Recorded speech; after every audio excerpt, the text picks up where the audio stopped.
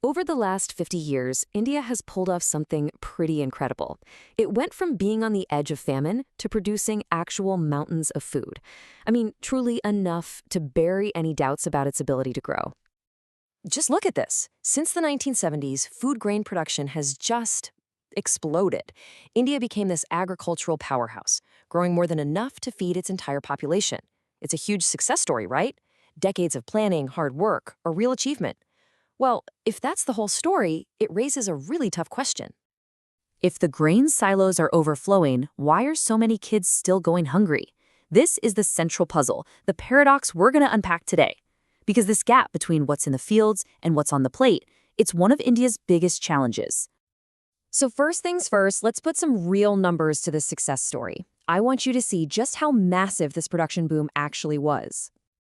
You know, this whole thing really has two parts.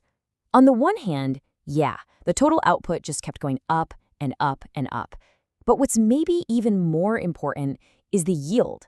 That's how much grain you can grow in the same amount of space. That number also shot through the roof. So India didn't just use more land, it got way, way better at farming the land it already had.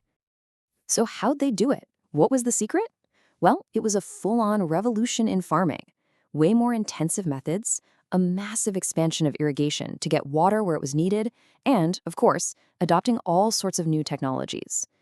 Now, the source material does hint that this didn't come for free. All that intensity took a toll on the soil and groundwater, which is a whole other challenge for the future. Okay, so we've established it. The country is producing an absolutely enormous amount of food. Check. But that leads to the next logical question, right? Is all that food actually getting to the people? I mean, you'd think so.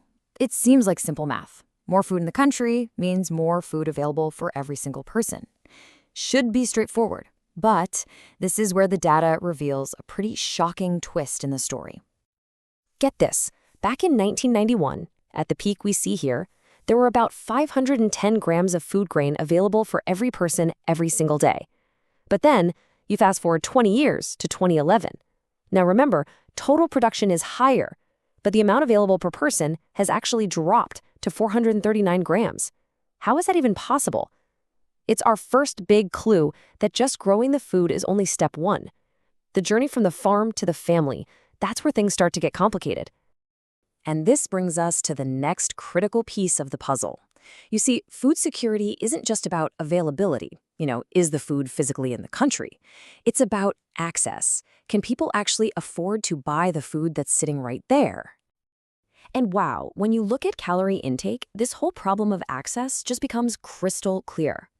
The poorest quarter of the population is getting by on just over 1,600 calories a day. Meanwhile, the richest quarter, they're consuming over 2,500. The national averages totally hide this massive gap. The food is there, but for a huge chunk of the population, it might as well be on the moon. So to try and tackle this huge problem of access, the Indian government put together one of the largest food safety nets in the entire world. It was designed to build a bridge to get food to those who need it most. It's called the Public Distribution System, or PDS. The idea is actually pretty simple. The government buys grain from farmers and then sells it at super low, subsidized prices through this huge network of ration shops. The goal is to make sure even the poorest families can afford basic food like rice and wheat. But here's the thing about this safety net. It's not the same everywhere, not even close. How much people rely on it varies wildly. So in a state like Punjab, less than 20% of the rice people buy comes from the PDS. But then you look at Tamil Nadu, and that number jumps to an incredible 87%. It just shows you that how well the system works really depends on where you live.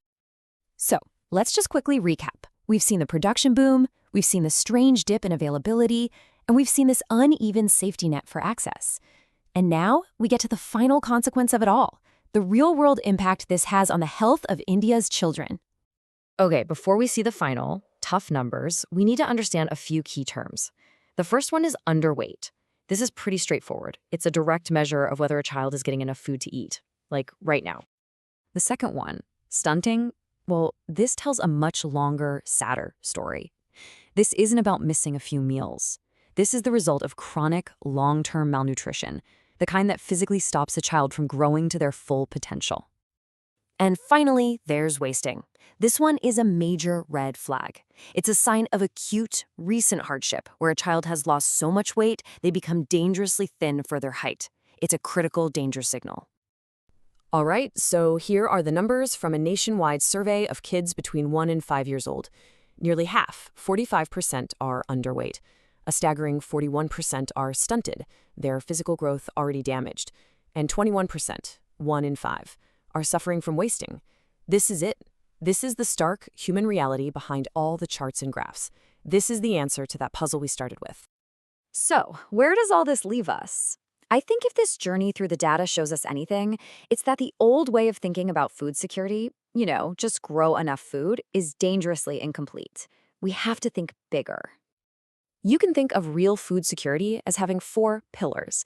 Now, India has done an amazing job on that first one, production. But as we've seen, the whole structure starts to wobble at availability, and it gets really shaky at access. And all that leads to a failure in the final and, frankly, most important pillar, nutrition. Every single link in this chain has to be strong. And nutrition isn't just about having enough calories to get by. As the source material points out, it's about getting the right kind of calories. People need a balanced diet, fruits, vegetables, protein. Just giving out subsidized rice and wheat, that's not enough to build a truly healthy nation. And that leaves us with the ultimate question, doesn't it? The food is there. The economic power is growing. The challenge now is figuring out how to design and build the systems that can finally close that last, most important gap, the one that separates a nation's harvest from a child's health.